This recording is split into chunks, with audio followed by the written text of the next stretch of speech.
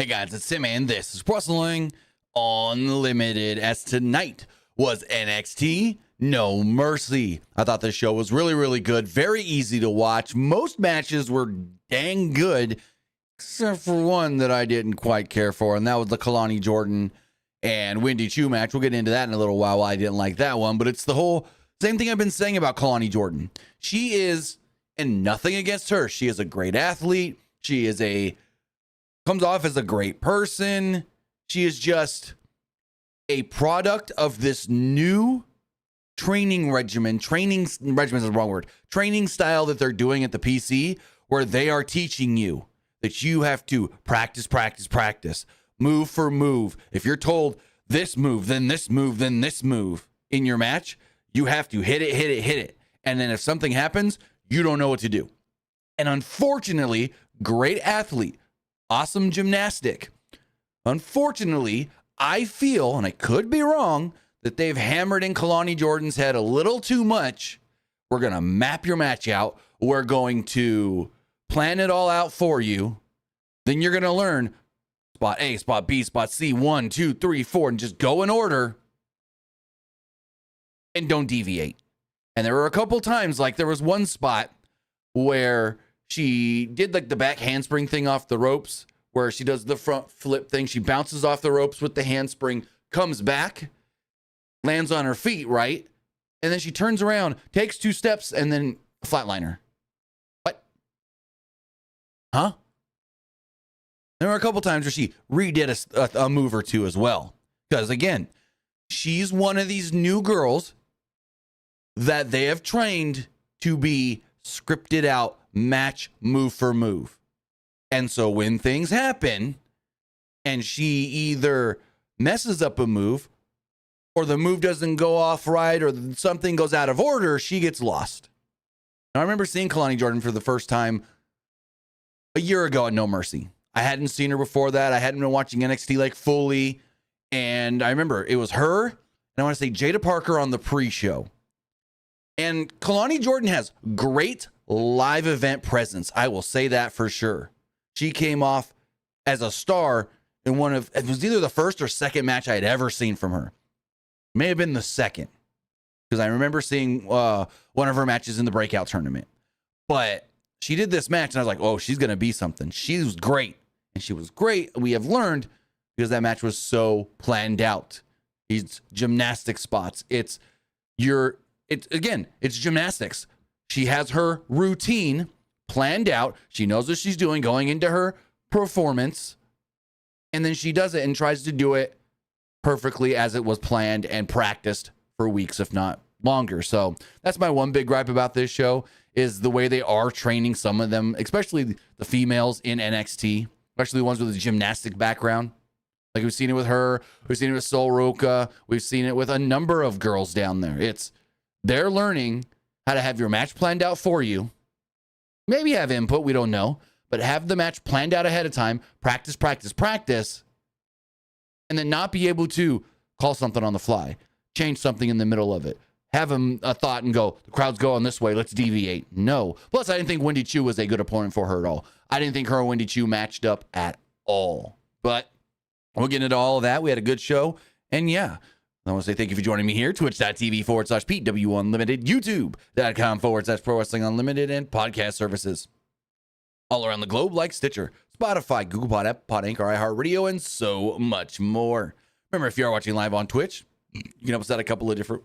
Excuse me, I just drank a dark pepper, and it's like all coming up now. You can help us out a couple of different ways on Twitch by either hitting that donate button down below or by donating Twitch bits in the live chat. Remember, donating Twitch bits is the best way to get your comment, question, or concern read live on the air, just like Esports Gaming Rules did. He says Julia has arrived, and so is TNA and WWE. What a wild year in 2024 in WWE, and we are not done yet. No, we still got Stephanie Vacure to come in. We still got, and I keep butchering her name. What is her name? The other one coming from, I think, Australia. Oh, what is Delta? We got Delta coming as well. So the thing with Stephanie Vacure that I have heard and learned, I don't know if anybody else has reported this, the reason Stephanie Vacure worked those Mexico shows but hasn't done anything else for WWE, she's still having issues getting her visa. It's either the visa or the passport. I heard it's one of the two. She's either having issues obtaining her work visa for the United States, or it's getting her passport to come to the United States. I'm not 100% sure which it is, but that is the reason we haven't seen Stephanie Vicure outside of those shows in Mexico. They can use her in Mexico because she can work for them in Mexico. That's not a problem. It's coming across the border. It's doing things in the U.S. and so forth. So hopefully they get that all buttoned up very soon, and then Stephanie Vicure can come in and work NXT. But with that, also remember you can subscribe to the channel on Twitch one of two different ways. You can either subscribe with a tiered subscription, or you can subscribe with Amazon Prime, because remember, if you have Amazon Prime, then you have Prime Gaming. Prime Gaming gives you a lot of cool things like free games, free stuff for games, and you always get one free subscription to any Twitch channel you want to subscribe to throughout the month, and I'd greatly appreciate it if you did right here, Pro Wrestling Unlimited. Also, remember, you can help us out on YouTube by hitting that subscribe button. That way you know when we post new videos. That way you know when we go live. And that way you know when we post to the community tab. Also, remember, if you want to support the channel in another way, you can do so by becoming a channel member. Even if you subscribe at just the $1 tier, we highly greatly appreciate that, whether that is on YouTube as a member or at patreon.com/PW Unlimited. And finally, remember to get your comment, question, or concern read live on the air. Donate a super chat in the live chat. That helps out as well. And finally, head over to the Epic Game Store. Head over to the Epic Game Store and buy something. Whether you're buying a new game, whether you're buying an old game, whether you're claiming a free game or getting bucks for Rocket League, Fortnite, or Fall Guys, use our code PW Unlimited at checkout, and you will be supporting us at no extra cost. Maybe you're getting that brand new Star Wars Outlaws, that brand new Black Myth Wukong, or an older game like Hogwarts Legacy. Go get Hogwarts Legacy. Right now it is 70% off on the Epic Game Store. Maybe you're claiming the free games, Fallout Classic Collection and Wild Card Football. When you do so, use this code right here, PW Unlimited at checkout, and you will be supporting us at no extra cost. But with all of that, and give me 1 second to do something.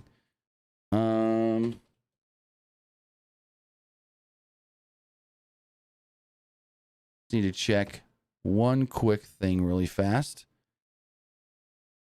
No.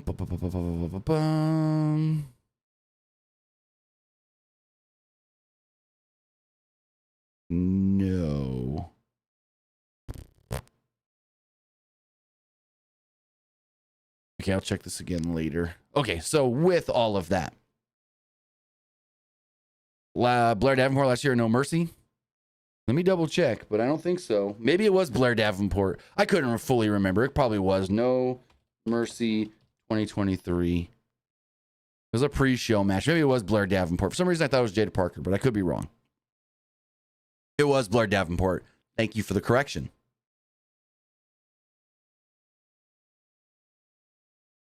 But with all of that, as far as tonight's show does go, it did open up with the tag titles on the line. Nathan Frazier and Axiom defending against Chase U. And really, this was a fun opening match. Like, this match was great, but it was all about getting to that post match. It was all about getting to Ridge Holland, eventually turning on Chase U and taking out Andre Chase.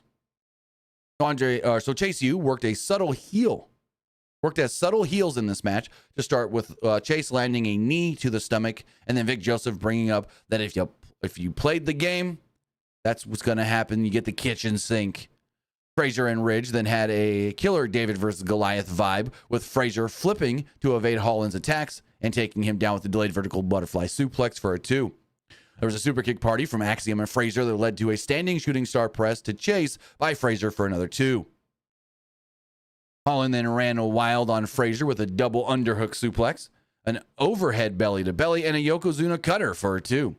Axiom then came in and ate a power slam and a diving headbutt before Frazier saved at like 2.5. Andre Chase then made the tag in and hit a Spanish fly and snapped it right into a Tiger Driver for like a 2.8. Like, holy crap. What a sequence here. Holland then wanted a double choke slam on the floor, but ate offense on double dives to avoid that instead. Chase then tagged in and ate an Axiom frog splash and Frazier's springboard 450 for a 2. Frazier then super kicked. Frazier's super kick is then avoided by Mr. Chase, but is turned into a Gamengiri to weaken Chase for a superplex, and then a brainbuster golden ratio for a 2. There's a golden ratio that was missed, and then Chase hit Frazier before a hauling clothesline from hell and a powerbomb backstabber for like a 2.999. It's that close. Axiom then got a flash cradle for a 2 before a Spanish fly from Axiom and a Phoenix splash from Frazier that won the match. So we got new champions in the old champions. Axiom and Frazier are again your NXT Tag Team Champions. After the match, though, that's when everything went down. After the match, we saw Holland beat up Chase U, with Thea Hale pleading for him to stop. She was perfect in this role. Thea Hale is going to be a major star. Like, she is just, everything she does is awesome. Where was I? Holland then stared at his hands after putting Chase down onto the announce table with like a rampage, like old Page rampage style DDT. And he basically spiked him and knocked him out. He then walked off as Thea was just like, what just happened? Got a Pete Dunne hype video, which we didn't realize that was foreshadowing for the main event, but cool. We got a Pete Dunne hype video. Sets up him starting in wrestling at 12 and then began in the business at 18 and overcoming everything, including being beaten up on a bus by a group of people who didn't help him. Trick's side of this, of course, was on his hardships, just like Dunne. Blended his real life toughness with his character. And yeah, it was basically just to hype up their match that they're going to be having on Wednesday on NXT. Let me zoom this camera in just a tiny bit. There we go. There we go. That's a little better. Raise the desk up. Hot dog. Looks better. So, yeah, they will have a match Tuesday on NXT, but this also plays in to the main event where we did see Pete Dunne appear. Well, actually, I think it was after the main event, but you get what I'm saying.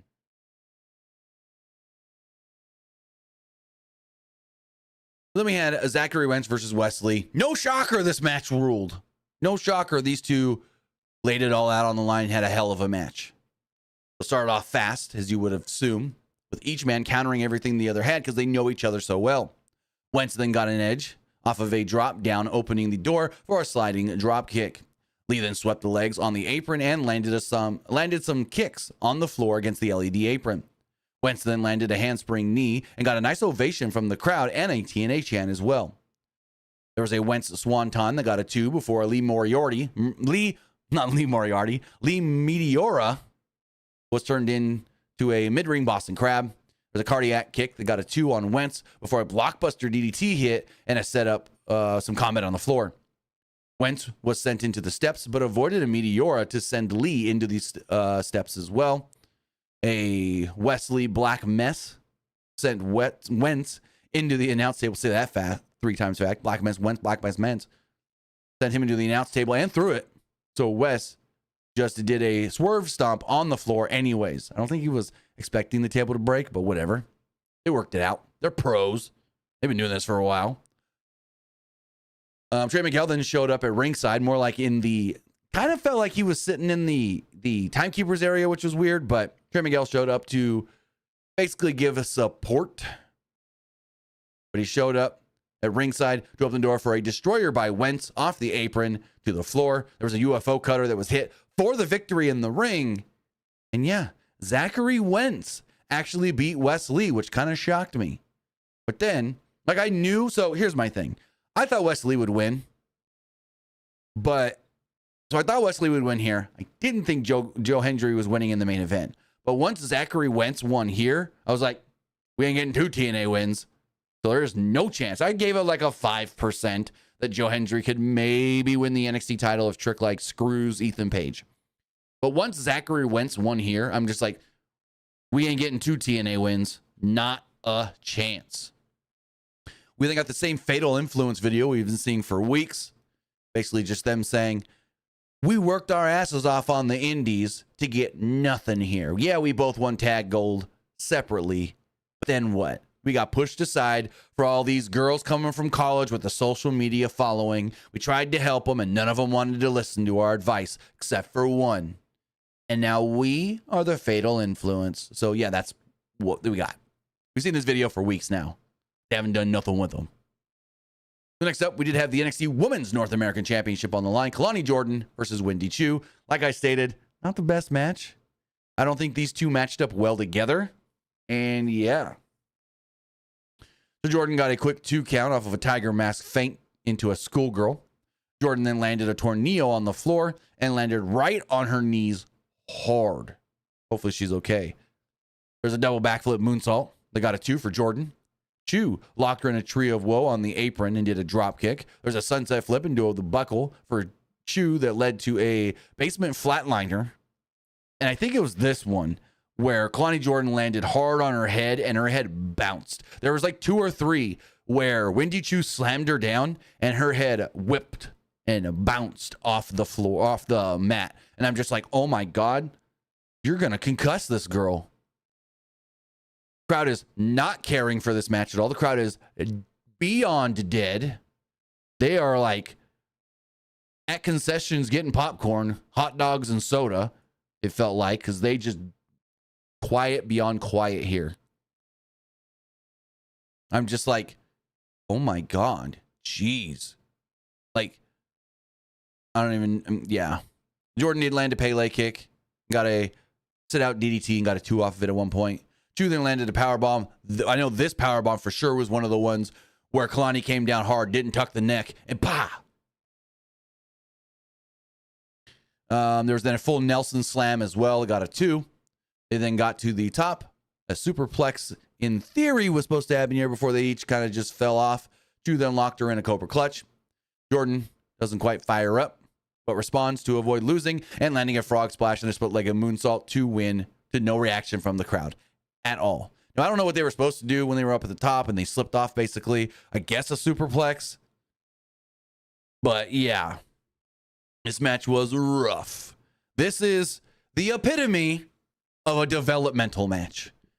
You got to remember, a lot of these people haven't been doing it that long, especially the females that they're recruiting. Most of the females they recruit are starting from 0. And yes, Wendy Choo's been around for a while. Wendy Choo should be better. Kalani Jordan, not really. When did they sign her? A year ago? Kalani Jordan. She signed with WWE and debuted October of 22 is when she debuted. She signed in August of 22. So literally, she's been here for 2 years. She should be better than she is. She shouldn't be relying on and you could tell that she is relying on we're going to plan this match out fully, and you're going to do it to a T, how we plan it. But because that's what she's been doing for 2 years, that's all she knows. And she's got potential to be a star because, like, her presence, she's got that presence in the ring that people are going to want to watch her as a baby face. Now, if you make her a heel, I don't know that's going to work. But as a baby, she's got that babyface it factor that people want to see her prevail. But yeah, she wins and the crowd goes to sleep. She gets out of the ring and then Tatum Paxley jumps in the ring, locks Wendy Choo in a dragon sleeper, and the crowd is just still dead. But Vic tries to save it and goes, "This crowd is stunned in silence." And I'm like, no, Vic, they're not stunned in silence. They're quiet because they don't care. So, yeah, that ain't good. Oh, we got a Jada Parker hype video. We see Thea Hale leave with Andre Chase in an ambulance. Backstage, Rich Holland offered no explanation on why he did what he did. In a strange move, given how many video packages have aired, we got Obafemi versus D'Angelo. And, yeah, a real build for this. The match. As far as this match does go, there's a collar and elbow tie-up to start things off. Femi turned it into a headlock and then sent Don down with a tackle. D'Angelo hit a Cactus Jack style clothesline, sending Femi and himself to the floor before landing a flying forearm in mid-ring. Femi then snap suplexed him down for a 2 before a Bob Roop style shoulder breaker for a 2.5.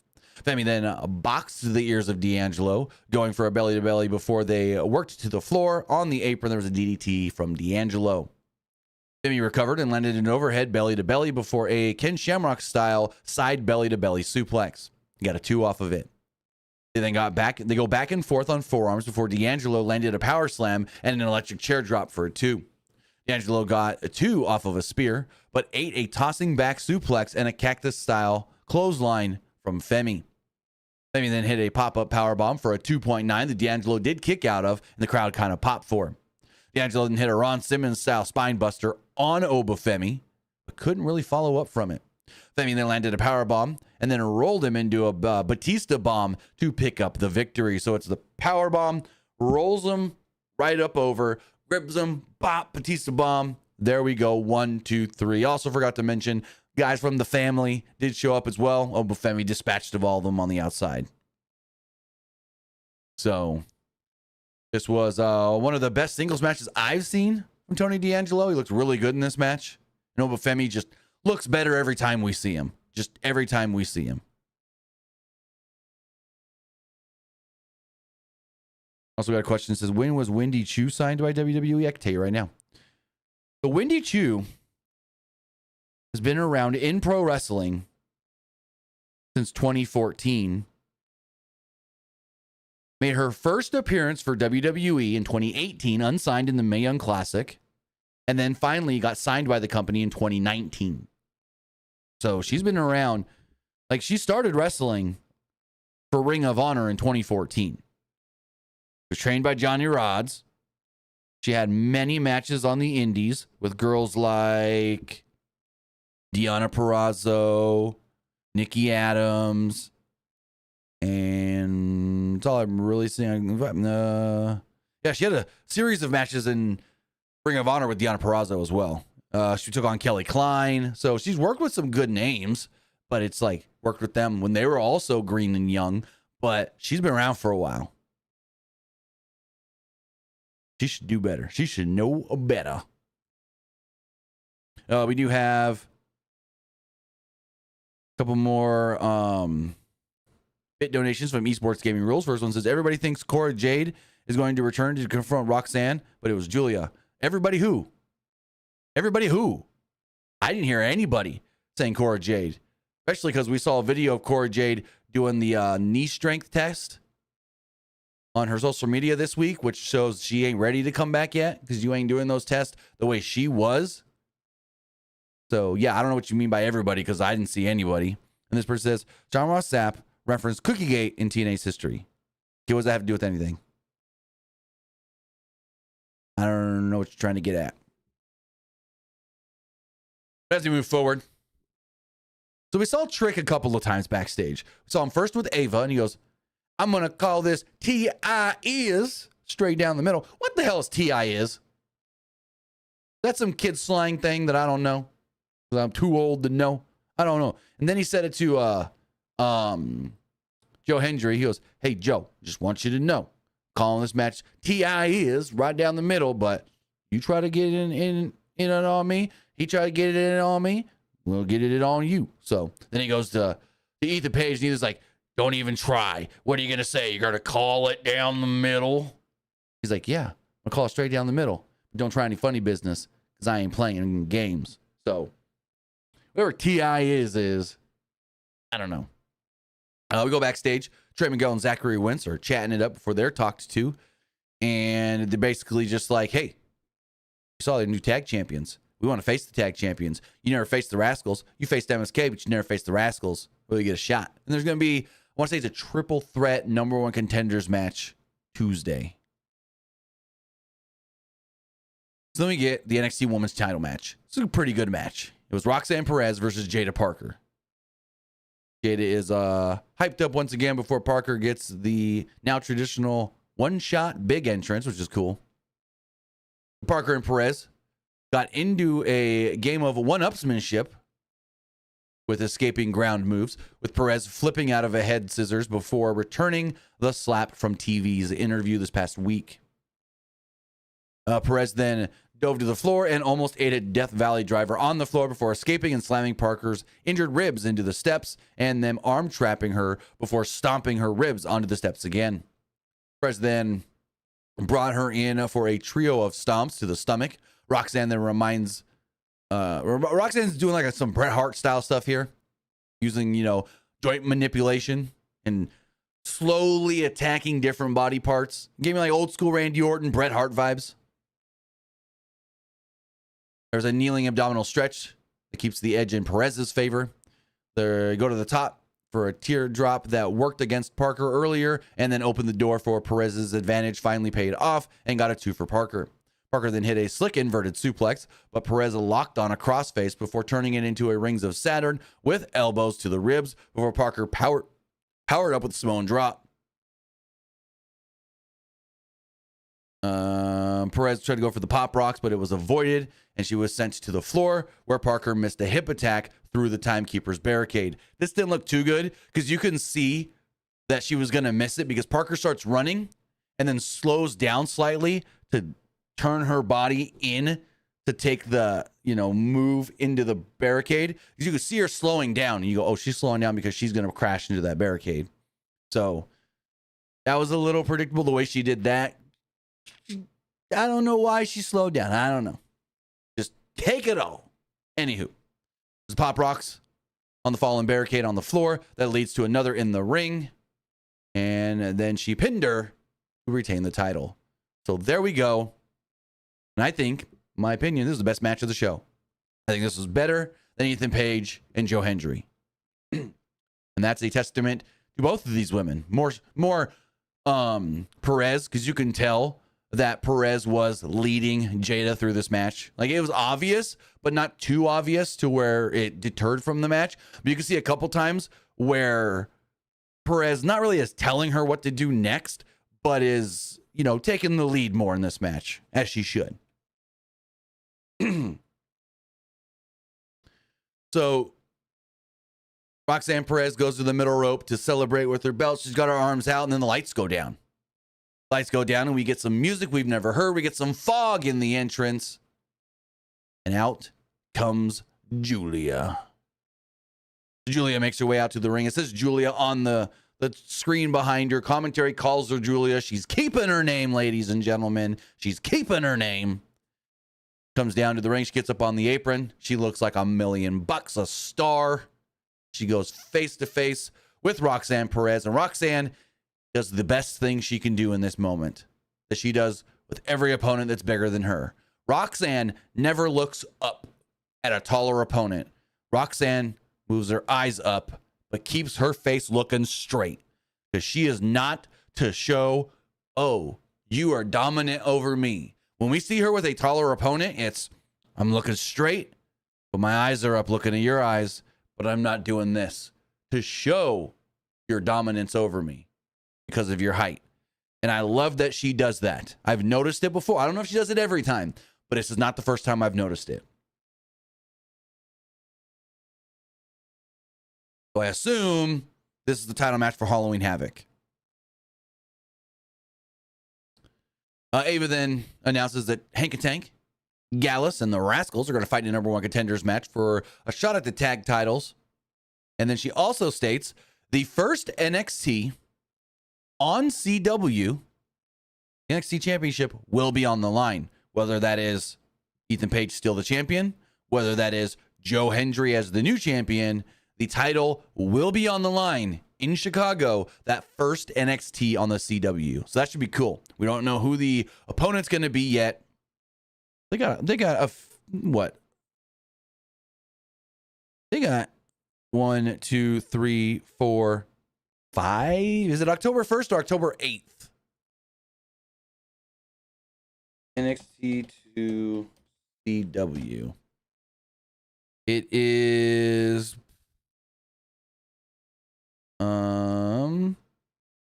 what's the date?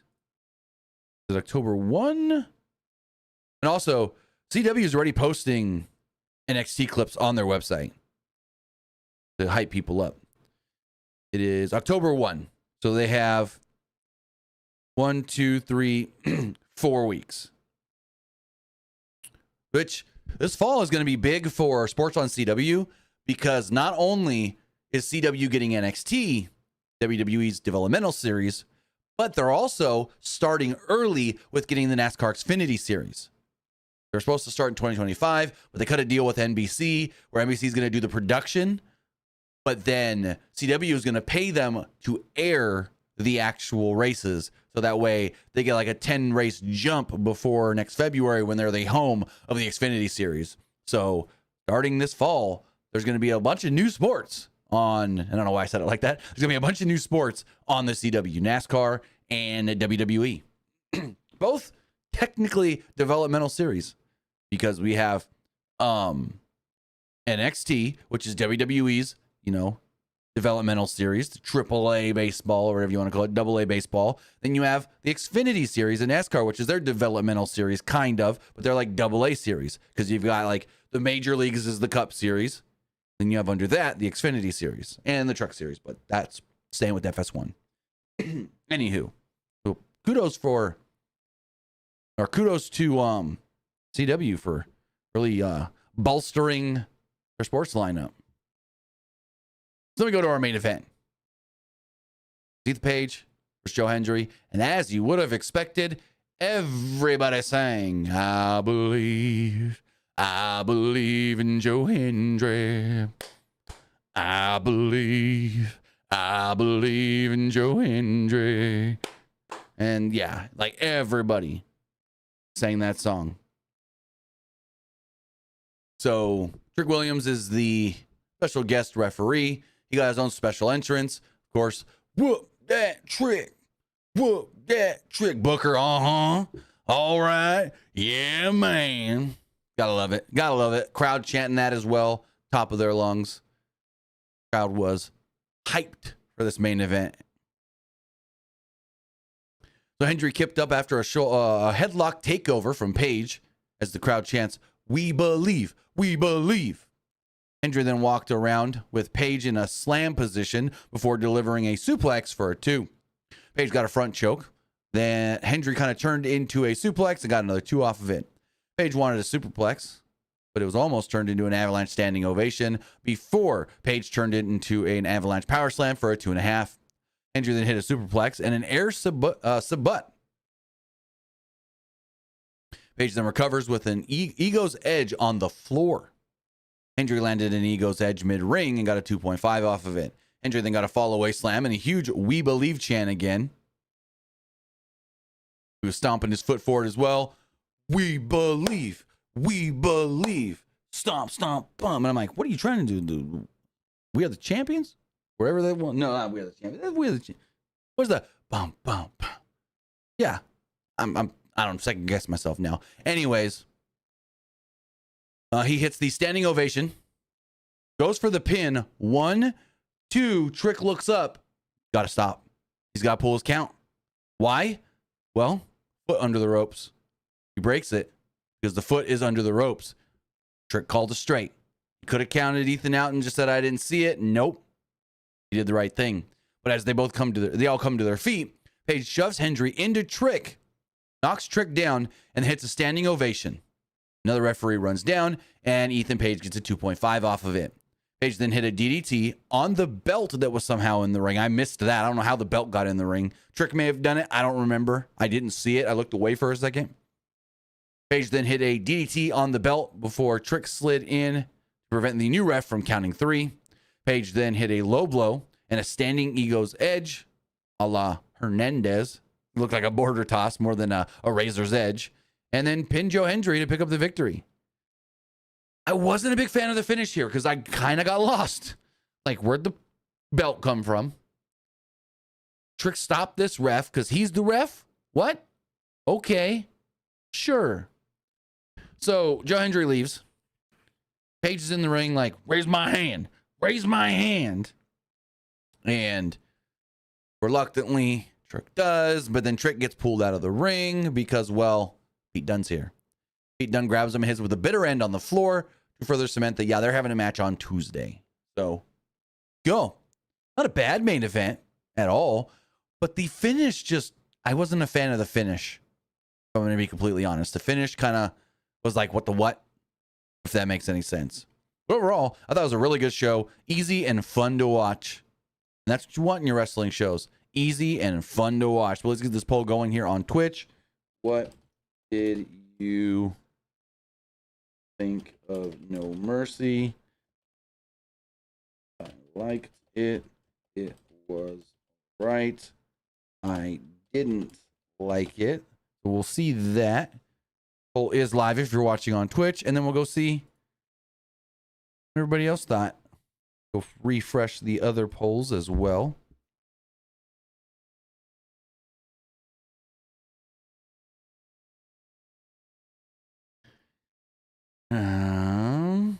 And for some reason, we may have an issue.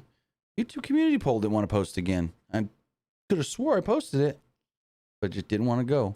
As far as the threads poll does go, 50% liked the show, 50% didn't like the show. Oof. As far as the Twitter X poll, 75% liked the show, 20% thought it was just all right, and 3% didn't like it. Look at the YouTube live poll, 87% liked the show, 9% thought it was just all right, and 4% didn't like it. And finally, everybody that voted on Twitch liked the show. That's good to see.